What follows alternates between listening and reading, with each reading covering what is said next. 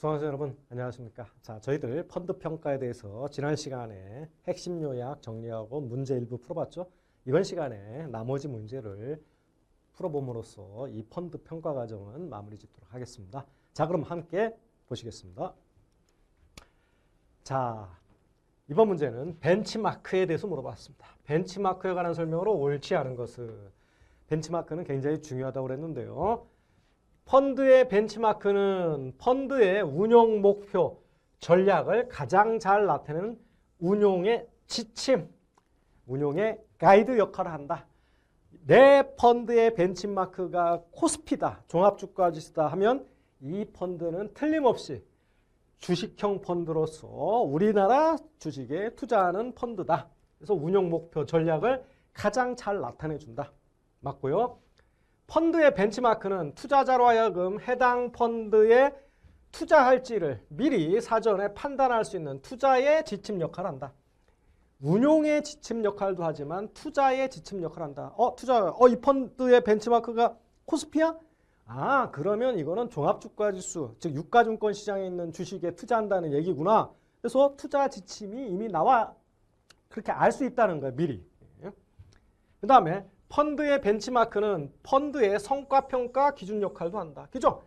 펀드가 몇 프로 수익률을 냈다? 근데 비교하는 잣대가 있어야죠. 아, 너 벤치마크 이거야? 그럼 이거에 비해서 잘했어, 못했어? 그러니까 성과평가의 기준 역할을 한다.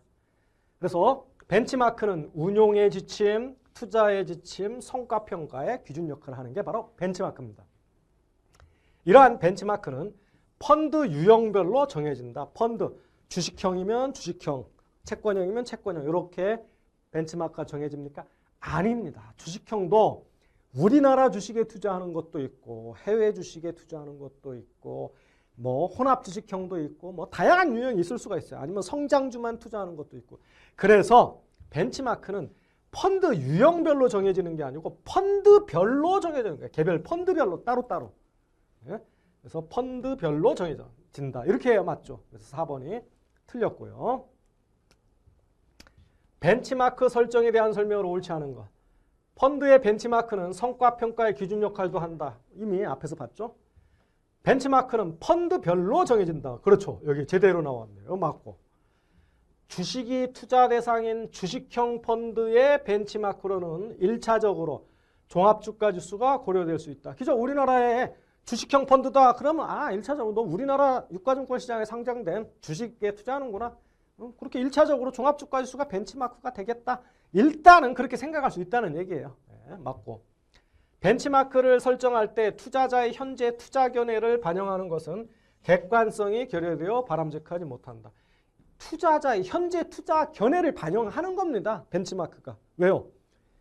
너의 벤치마크가 코스피라면 투자자들은 투자의 견해가 유가증권, 우리나라 유가증권 시장이 상단된 주식에 투자하겠다는 투자 견해를 밝히는 거예요.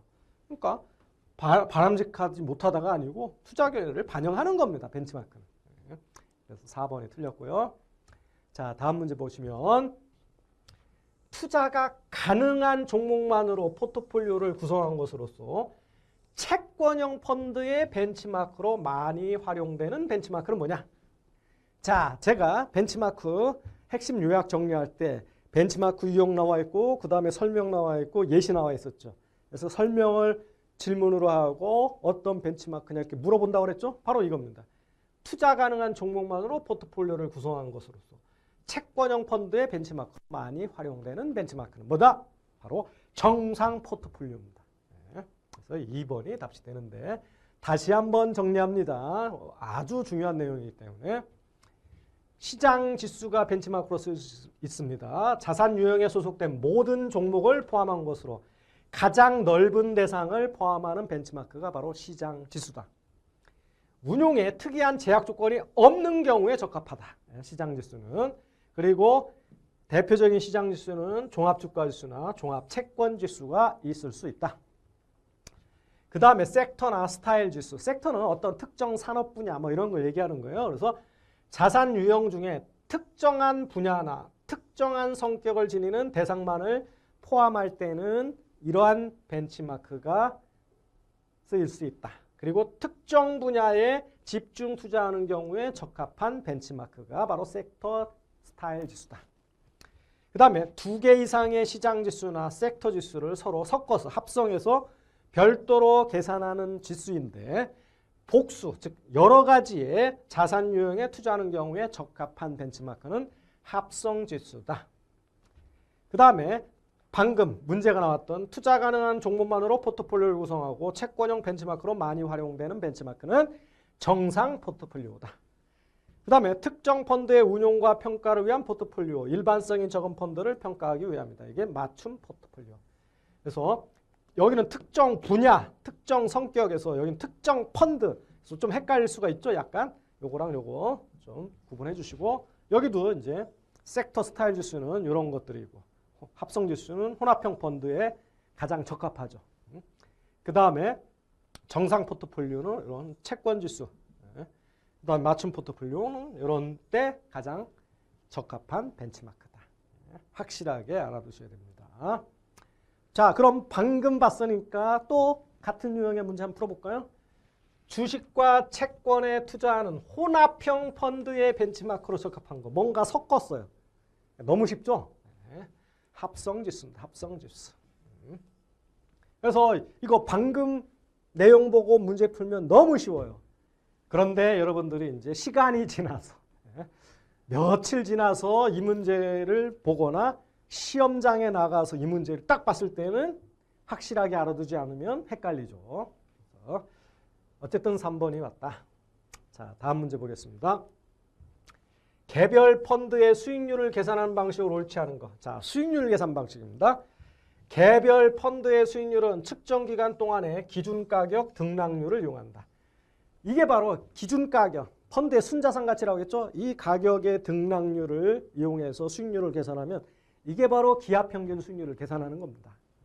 맞습니다. 중도에 결산 등으로 인해 분배가 있으면, 자, 분배라는 건 배당입니다. 배당. 우리 주식으로 얘기하면 배당금 주는 거예요. 펀드도 배당을 줍니다. 그게 바로 분배입니다.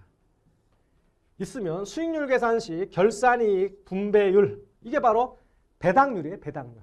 이것을 감안해야 한다. 당연하죠. 배당을 주면 그것까지도 감안해서 수익률을 계산해야죠. 분배율을 고려하지 않고 환매 시 기준가와 가입 시 기준가만을 이용하여 수익률을 계산하게 되면 당연히 수익률이 낮게 나타나죠. 분배율을 감안시켜야 됩니다. 왜냐하면 분배율을 고려하지 않으면요. 즉 이게 배당률이라고 했죠. 배당을 고려하지 않고 처음에 내가 가입할 때의 가격, 나중에 돈 뺄 때의 가격만 비교해서 수익률을 계산하면 원래 여러분 배당락이라는 거 아세요?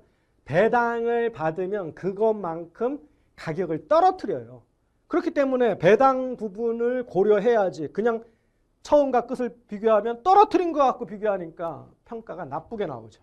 네, 맞습니다. 개별 펀드의 기준가격으로 펀드의 수익률을 측정하는 것은 금액 가정 수익률을 측정하는 것이다. 아니죠. 이거는 펀드의 수익률 측정 뭐예요? 시간 가정 수익률. 그중에서도 기하평균 수익률을 측정하는 겁니다. 그래서 기준가격 갖고 수익률을 산출하는 게 바로 그 기하평균 수익률을 산출하는 겁니다. 그래서 지난번 예제에 우리 수익률 계산할 때 제가 펀드 가격 1,000원인데 2,000원 되고 1,000원 됐고 이렇게 해가지고 수익률 계산하는 거 있었죠. 1기, 2기. 이게 기준가격이에요. 기준가격.